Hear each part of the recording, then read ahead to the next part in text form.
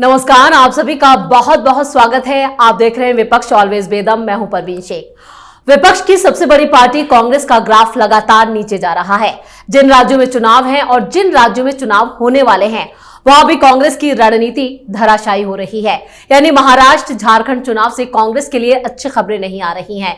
इस बीच हरियाणा में विधानसभा सत्र में भी कांग्रेस बिना विपक्ष के नेता के पहुंची, जिससे साफ है कि हरियाणा में अब भी पार्टी में मारधाड़ मची है। इधर दिल्ली में केजरीवाल अपनी सत्ता बचाने की जुगत लगा रहे हैं। दरअसल केजरीवाल दिल्ली में अगले साल होने वाले विधानसभा चुनाव में मौजूदा विधायकों का टिकट काटने जा रहे हैं। जिस सत्ता विरोधी लहर के काउंटर के तौर पर इसे देखा जा रहा है, केजरीवाल के इस फैसले से पार्टी में भगदड़ मच गई है। वहीं 13 नवंबर को पश्चिम बंगाल में 6 विधानसभा सीटों पर हुए उपचुनाव के लिए वोटिंग हुई। उपचुनाव में भी जमकर हिंसा हुई। खासतौर से उत्तर 24 परगना जिले के नेहाटी विधानसभा सीट से सटे जगदल दल मतदान केंद्र पर गोलीबारी हुई, जिसमें टीएमसी नेता की जान चली गई। गोलीबारी में कई लोग भी घायल हुए, जिसके बाद सीएपीएफ ने कमान संभाली। यानी ममता बनर्जी उपचुनावों में भी हिंसा रोकने में नाकाम साबित हुई। तो क्यों राहुल गांधी की लीडरशिप को लेकर पार्टी में मचा है बवाल? क्या केजरीवाल की नई रणनीति से बच पाएगी दिल्ली की सत्ता? क्या बंगाल में ममता की उल्टी गिनती शुरू हो चुकी है? इसी पर चर्चा के लिए स्टूडियो में मौजूद हैं कैपिटल टीवी के editor in chief doctor Manish Kumar और एग्जीक्यूटिव एडिटर राजीव कुमार। आप दोनों का बहुत बहुत स्वागत है। धन्यवाद। डॉक्टर साहब, कांग्रेस के लिए राहुल गांधी सबसे बड़ा सिरदर्द बन चुके हैं और वो मान चुके हैं कि ये नैया डुबो के ही मानेंगे पार्टी की। देखिए, राहुल गांधी तो पहले से ही नैया डुबाने वाले खेवैया हैं। ऐसा तो है नहीं कि उनको कोई नाव चलाने आता था और अचानक से वो भूल गए, वो नाव को डुबा रहे हैं। राहुल गांधी जो कुछ भी करते हैं, उनके उस समय के वर्तमान में जो सलाहकार मंडली होती है, वो सलाहकार मंडली तय करती है राहुल गांधी को कैसे प्रोजेक्ट किया जाए।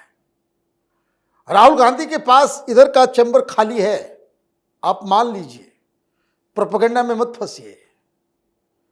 आप देखिए, एक फेज का चुनाव हो गया झारखंड के अंदर। 20 तारीख को ये दोनों राज्य खत्म हो जाएंगे। हरियाणा में आपने गुफअप किया। हरियाणा में जब पीक पे था चुनाव, आप चले गए अमेरिका। कहा था 3 दिन का, 13 दिन आप गायब हो गए। 13 दिन आप गायब रहे, वापस आए। क्या लगा आपको कि ये आपकी टीम जो आपको जननायक बता रही है, वो बिना मेहनत किए हुए आप चुनाव जीत जाओगे? बेवकूफ है बाकी सारे लोग कि जो दिन रात मेहनत करते हैं। अब आप वहां हार गए तो फिर भी सुधर जाओ भाई। अभी तक राहुल गांधी का कि रैली, राहुल गांधी का कैंपेन न झारखंड में पिक हुआ है, न महाराष्ट्र में। क्यों? तो बहना को लड़वा रहे हैं। एक लोकसभा सीट जो ऑलरेडी जीती हुई है, सारी ताकत वहीं लगा। वो वेणुगोपाल भी वहीं बैठा हुआ है। वो तमाम जो स्ट्रेटजिशियंस है, वो प्रियंका गांधी को जो है, प्रियंका वाड्रा को जो है, वो खुश करने में लगा हुआ है। ये भी 2 बार चले गए, 2-3 बार हो गए वहां पे। एक आप क्या कर रहे हो? झारखंड हाथ से निकल गया, महाराष्ट्र में कुछ भी कर सकते थे, और आपने क्या किया? आपके सलाहकारों ने बोला कि देखिए, सारे मौलवी मौलानाओं से बातचीत हो गई है, और कल जो है इन लोगों ने एक और पैर पे कुल्हाड़ी मरवाया। नौमानी साहब को कह दिया प्रेस कॉन्फ्रेंस कर लीजिए, और नौमानी साहब ने प्रेस कॉन्फ्रेंस करके बता दिया कि हम लोगों ने तो फतवा निकाल दिया है, मुसलमान जो है वो एक मुश्त वोट करेंगे। तो हिंदू तो बट रहा है। तो प्रधानमंत्री मोदी योगी अभी 5 दिन जो है कंटिन्यूअस नौमानी के बयान को चलाया जाएगा कि देखो भाई, मुसलमानों को इसने इकट्ठा कर लिया। 288 सीट के अंदर 269 में वो एमवीए को वोट करने वाला है। कितने दलित उम्मीदवार हैं, कितने मराठा हैं, कितने कांग्रेसी हैं, कितने मुसलमान हैं, वो सब का काउंट करके बता दिया। और यह भी बता दिया कि हम बीजेपी को हराने के लिए वोटिंग कर रहे हैं। तो बहुत बधाई हो कांग्रेस पार्टी के सलाहकारों की, राहुल गांधी के नज़दीकियों की, और खास करके ये सब डिपार्टमेंट जब से अहमद पटेल साहब गुजरे हैं, सलमान खुर्शीद देख रहे हैं तो सलमान खुर्शीद को भी बहुत बहुत बधाई कि आपने बीजेपी का काम जो है और आसान कर दिया। आपने बीजेपी का काम आसान कर दिया। और ये इस तरह का, भाई बीजेपी अब तक बढ़ के आई है क्योंकि वो कहती थी कि ये जो लाल किले के पास जामा मस्जिद है, जामा मस्जिद का मौलवी जो है फतवा जारी कर दिया और बकायदा वो बुखारी जो है जारी करता भी था। और हालांकि उसके मोहल्ले के अंदर में लोग उसकी बात नहीं सुनते हैं, उसकी हैसियत नहीं है कुछ, लेकिन फिर भी वो आप जो है फतवा जारी करते थे। तो फतवा जारी एक तरफ से हो गया है, दूसरी तरफ से ये हो जाएगा महाराष्ट्र और झारखंड कांग्रेस पार्टी के हाथ से निकला तो आप ये समझिए राहुल गांधी इंडी गठबंधन के अंदर ही सबसे बड़े विलेन बन जाएंगे। सबसे बड़े विलन बन जाएंगे राहुल गांधी। और हरियाणा से जो खबरें आ रही हैं वो भी कांग्रेस के लिए क्या है कि एक तरफ से और ज्यादा ग्राफ को नीचे ले आ रही है और इसका इम्पैक्ट भी जो चुनावी राज्य उन पर पड़ता हुआ नजर आ रहा है। देखिए, इम्पैक्ट तो पूरे कांग्रेस पर पड़ रहा है राहुल गांधी के कारण, क्योंकि ऐसा लगने लगा है कि राहुल गांधी ये सोच कर चल रहे हैं कि इंदिरा गांधी ने या जवाहरलाल नेहरू से शुरू करें तो जवाहरलाल नेहरू ने इसलिए अपनी राजनीतिक विरासत बचा के रखी, कांग्रेस को बचा के रखा, इंदिरा गांधी थी। इंदिरा गांधी ने बचा के रखा, राजीव गांधी, संजय गांधी थे। अब इन लोगों ने भी बचा के रखा कि राहुल गांधी थे। अब राहुल गांधी किसके लिए बचाएं? ये समस्या तो है कि अब किसके लिए वो अपनी राजनीतिक विरासत बचाएं। वो सोच रहे हैं अगर हमें कुछ मिला तो ठीक, नहीं तो कांग्रेस को गड्ढे में डाल दो, खत्म कर दो। ये उसके बाद कोई दूसरी पार्टियां पनप जाएगी, किसके लिए बचाएंगे यही उनको समझ में नहीं आ रहा। हरियाणा में अब चुनाव खत्म, आपकी पार्टी हार गई, अब एक सामान्य सा पद चाहिए नेता प्रतिपक्ष। आप गुस्से में हैं किससे? हुड्डा से। हुड्डा को आप लोगों ने बढ़ाया। ऐसा नहीं है कि आपके पास कुमारी सैलजा या सुरजेवाला ये लोग नहीं गए थे, अभी की बात नहीं है। जब बिश्नोई इनके पास गए थे, कुलदीप बिश्नोई, उस समय भी ये लोगों ने, दोनों भाई बहन ने आश्वासन दिया था नहीं इस बार हरियाणा का प्रदेश अध्यक्ष आपको बनाया जाएगा। हुआ क्या? इन लोगों ने बना दिया उदय भान को, जो हुड्डा के नजदीकी थे, हुड्डा के कहने पर। तो उसके बाद वो भारतीय जनता पार्टी ज्वाइन कर लिए। अब स्थिति यह है कि हरियाणा में ये लोग हुड्डा से नाराज हैं कि तुम्हारे कारण हार गए, तुम्हारे कारण बदनामी हुई। अब इस नाराजगी में नेता प्रतिपक्ष नहीं बना रहे उनको। अब नहीं बनाओगे तो वो पार्टी तोड़कर बनेंगे, वो अपनी पार्टी के नेता प्रतिपक्ष होंगे, क्योंकि हरियाणा में तो 32 से ज्यादा विधायक उनके समर्थक हैं कांग्रेस के अंदर। अब कांग्रेस के सारे विधायक जो उनके समर्थक हैं उनके घर पर 3 मीटिंग कर चुके हैं इस बात के लिए कि आप एक हरी झंडी दिखाइए, हम लोग पार्टी तोड़ते हैं, अपनी पार्टी बनाते हैं। क्योंकि ऐसे भी कांग्रेस में भी रहेंगे तो आप राजनीति कर रहे हैं दीपेंद्र हुड्डा के लिए, अब अपनी पार्टी बनाएंगे तो आगे 2, 4, 5 साल के बाद स्थितियां ऐसी बना के दे दे ताकि दीपेंद्र हुड्डा अपनी पार्टी का अध्यक्ष बन सके।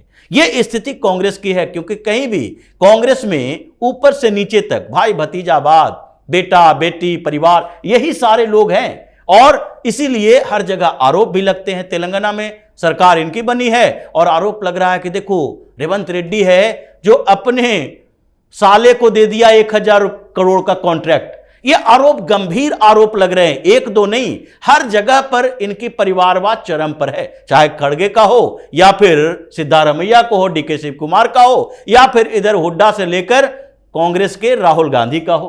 तो चारों तरफ जब यह स्थिति चल रही है तो फिर उसके बाद कांग्रेस के जो सामान्य कार्यकर्ता हैं या मिडिल लेवल के नेता हैं जो सोचते हैं कि ऊपर बढ़ के कभी सांसद बन जाएंगे, वो इतने मोटिवेटेड नहीं रहेंगे। इसीलिए राहुल गांधी का निकम्मापन ये सुलझा नहीं पाते हैं स्थितियों को। और कांग्रेस के अंदर जो चल रहा है गुटबाजी अलग अलग क्षेत्रों में, अलग अलग जगहों में, ये कुछ समय के अंदर ही ऐसा लगेगा कि कांग्रेस अब कभी जीत कर नहीं आ सकती है केंद्र में, और उसे हमेशा राजनीति दूसरे क्षेत्रीय पार्टियों के कंधे पर पैर रखकर ही करना पड़ेगा। कांग्रेस की समस्याएं लगातार बढ़ती जा रही हैं और बढ़ती समस्याएं यहां पर राहुल गांधी के लिए बड़ी चुनौती तो पश्चिम बंगाल में ममता बनर्जी की सबसे ज्यादा देखने को मिली। उपचुनाव में भी वो हिंसा को नहीं रोक पाए, मात्र 6 सीटें थी। देखिए, हिंसा तो अपने आप वहां होता है। ममता बनर्जी के राजनीति का ये चरित्र है, गोली बंदूक। पूरी दुनिया चुनावी हिंसा से आगे निकल गई। बिहार में भी अब छुटपुट कभी कभी खबर आती है। यूपी निकल चुका बाहर इसके, और वहां चुनाव की तैयारी में कैंडिडेट जो है बम गोला खरीदता है, यहां से बम लाओ, वहां से असला लाओ, कितनी गोलियां, ये उम्मीदवार करते हैं वहां पे। ये ममता बनर्जी की देन है और नेशनल मीडिया जो है उसके बयान को चलाएगा कि देखिए आउटसाइडर लोग आ गए बंगाल में, तुम ही बांग्ला जानो, तुम ही बांग्ला कल्चर जानो, ये बंगाली नॉन बंगाली करके ये तमाशा क्रिएट करते हैं। अभी मुसीबत क्या है, ममता बनर्जी इस बार ऐसी जाल में फंसी है कि निकल पाना बड़ा मुश्किल है। मुसलमान ही धरना प्रदर्शन कर रहे हैं। क्यों? क्योंकि भाई जैसा तुम बोगे वैसा पाओगे। अब वहां पे इन लोगों ने शुरू किया मुख्यमंत्री आवास योजना जी, बंगाल आवास योजना, और वहां पे मालूम चला जिसका जिसका पक्का पक्का मकान है टीएमसी के नेता उसका नाम है, और जो गरीब है जिसके घर पे छत नहीं है उसका नाम नहीं है। मतलब ये जो आवास योजना जिसके पास जाना चाहिए उसका नाम नहीं है। तो आप ये देखिए तमाम मतलब हर डिस्ट्रिक्ट के अंदर ये बवाल मचा हुआ है, क्योंकि सर्वे करने वाले आए कि भाई किसका किसका नाम है, और बनाता कौन है, प्रमुख बनाता है पंचायत का, और सब टीएमसी के लोग हैं। और वो जो लिस्ट बनाया वो सर्वे करने वाले आ गए, और सर्वे करने वाले जो लिस्ट लगा दिया ब्लॉक के अंदर मालूम चल रहा है कि भाई वहां तो हमारा नाम ही नहीं है, मुझको तो घर चाहिए।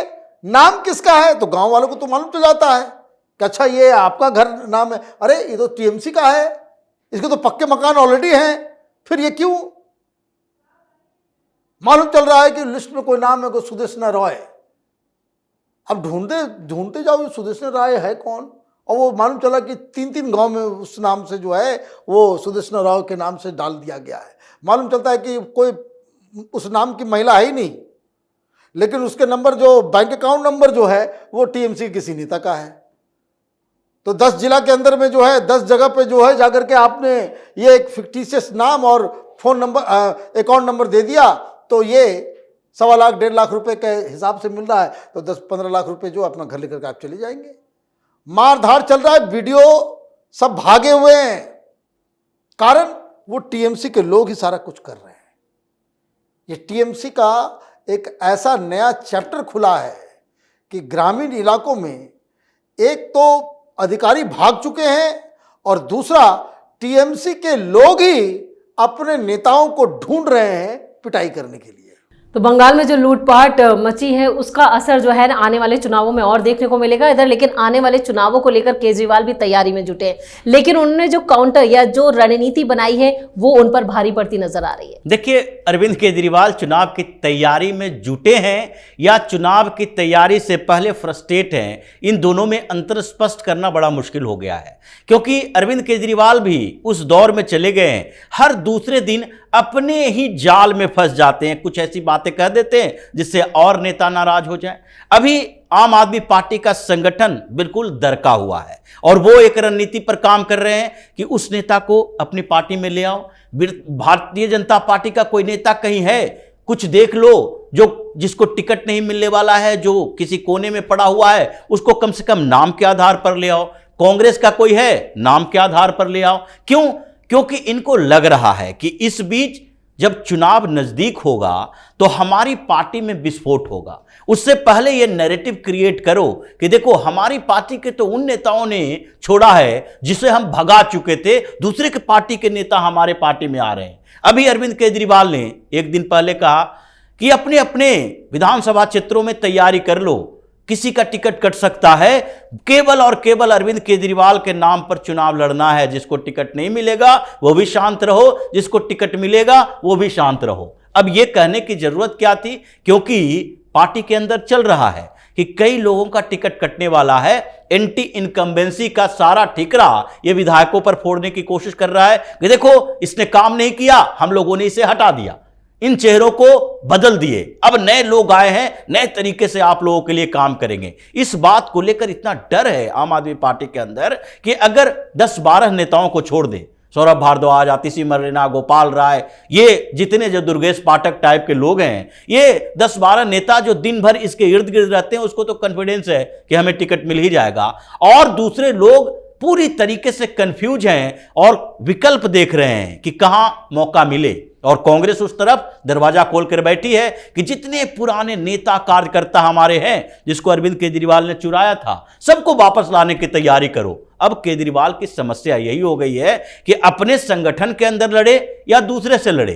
अपने संगठन के अंदर इतना परेशान है कि इसको डोर टू डोर कैंपेन करने वाले लोग नहीं मिल रहे हैं, इसलिए कह रहा है कि लाओ भाई, पंजाब से उधार लाओ, महाराष्ट्र से लाओ, गुजरात से लाओ, गोवा से लाओ, सब जगह से बटोर कर लाओ। जबकि दिल्ली के लोग जाते थे इन जगहों पर प्रचार करने। अरविंद केजरीवाल जब पीएम मोदी के खिलाफ 2014 में चुनाव लड़ा था, तो पूरी दिल्ली की टीम वहां गई हुई थी प्रचार करने के लिए, और ऐसा माहौल तैयार किया गया मीडिया में कि ये तो पीएम मोदी के सबसे बड़े चैलेंजर हैं, क्योंकि सारे दिल्ली के लोग थे वहां। अब उधार के कार्यकर्ता मंगवा रहा है, तो स्थितियां बड़ा प्रतिकूल है। केजरीवाल नजर नहीं आ रहा है इसलिए कि संगठन को समेट नहीं पा रहा, चुनाव लड़ने की बात तो छोड़ दीजिए। दिक्कतें और बढ़ने वाली हैं। और इस तमाम जानकारी के लिए और सटीक विश्लेषण के लिए आप दोनों का बहुत बहुत धन्यवाद। धन्यवाद। हरियाणा में कांग्रेस की हार इस कदर पार्टी नेताओं पर हावी है कि अब तक कांग्रेस आलाकमान विपक्ष का नेता नहीं बना पाए हैं, जिससे साफ है कि राहुल गांधी से पार्टी नहीं संभल रही है, जिसको लेकर अब विरोध भी तेज हो गया है। इधर केजरीवाल की भी हर चाल नाकाम साबित हो रही है। वहीं ममता बनर्जी की चुनौतियां बंगाल में और ज्यादा बढ़ चुकी हैं, यानी देश भर में विपक्ष की हालत पूरी तरह से बेदम नजर आ रही है। इस खास शो में इतना ही। वीडियो कैसा लगा कमेंट करके अपनी राय जरूर दें। वीडियो को लाइक करें, शेयर करें और कैपिटल टीवी को सब्सक्राइब जरूर करें। नमस्कार।